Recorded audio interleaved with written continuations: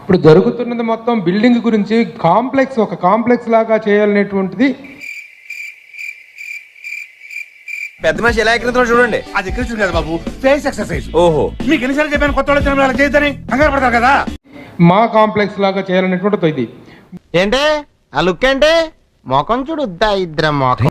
దీనికి సంబంధించిన ఒక నిర్దిష్టమైన అష్యూరెన్స్ ఇస్తారా? అడుగుతుంది కదరా, చెప్పరా, చెప్పు. నేను ఒక విషయం చెప్తానండి. చెప్పు. You need to maintain a complex type of thing. Why do I need to maintain a complex? ఎదురు మాట్లాడుతున్నారు. నీకు బాగా మదం ఎక్కిందిరా గోవర్ధన. రాజశేఖర రెడ్డి గారు ఉన్నప్పుడు కూడాను, సీఎం గా ఉన్నప్పుడు కూడా అందరూ రిప్రజెంటేషన్ అఖిల నాగేశ్వరరావు గారితో సహా రిప్రజెంటేషన్కి వెళ్ళినప్పుడు they asked him for 2 acres of land. 2 acres of land తీసుకుని ఏం చేస్తారు?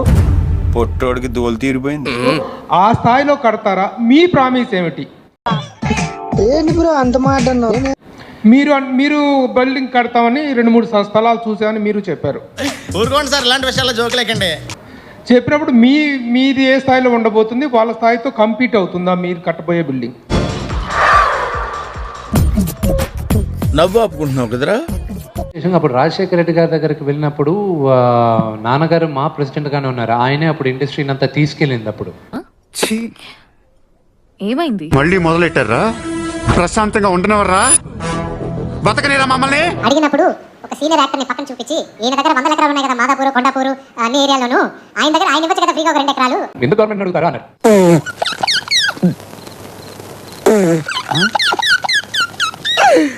ఆపుకోలేకపోతున్నాను రా. ఎందుకు గవర్నమెంట్ అడుగుతారా అన్నారు.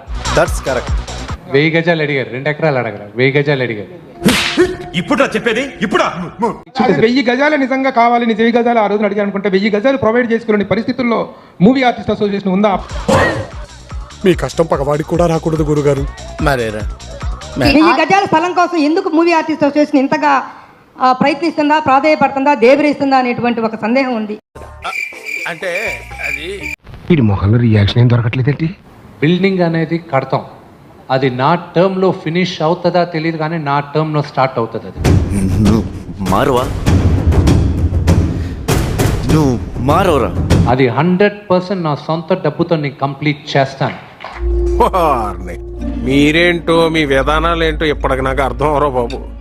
నా జీవితానికి ఏదైనా అసంతృప్తి ఉందంటే అది ఇదే.